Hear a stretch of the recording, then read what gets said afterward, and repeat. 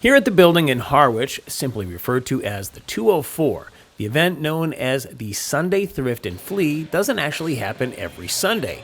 In fact, it doesn't even happen every month. So when it does finally arrive at the gymnasium inside the 204, it's quite the gathering. April 28, 2024 marked the maiden voyage of this indoor marketplace after an invite from the town of Harwich was extended to Jonna Powell. We so graciously were approached by the town of Harwich, since we have a studio here at the 204 Cultural Arts Municipal Building, to start a local community-based market, and we said absolutely, we'd love to do this. So yeah, we're a community-based local market here out of the 204, where we bring together vendors from Cape Cod to showcase all that they do year-round. For the most part, those vendors line the perimeter of the room, giving everyone a chance to shop around without getting in each other's way when crossing the gym.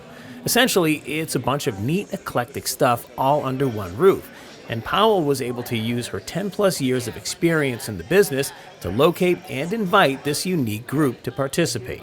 Since we're just independently organizing this, it's not for profit or anything.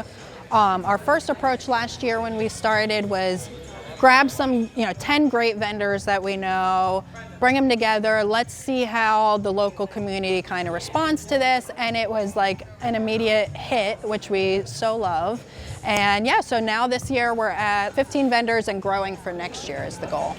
And an expanding roster means that there are plenty of new people being added to the mix, some of them for the first time, like the folks at Saltwater Vintage down on the far end of the court, enjoying their debut experience.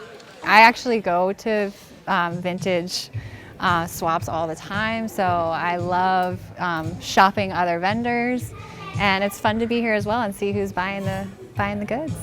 For people of a certain age, myself included, it's a little strange to see many of the things we grew up with now viewed as items of nostalgia. For instance, these crates of vintage compact discs in 2025 would have been cassettes and 8-tracks in 1985. And that's another thing, the word vintage. It appears in the names of nearly all of the vendors here, and it's a word that's enjoyed a bit of a redefinition over the years. Nowadays, what's called vintage is a little bit different than what it used to be.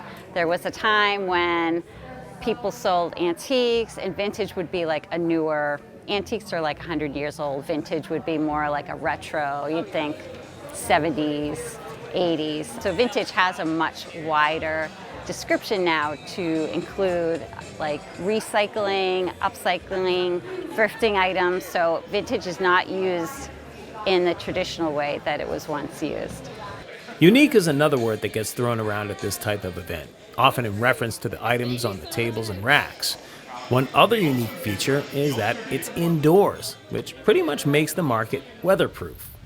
Today is a perfect example as to why they put the term rain or shine in their advertisement, because right now, as the room is just starting to get packed, we've got a couple of drops coming down.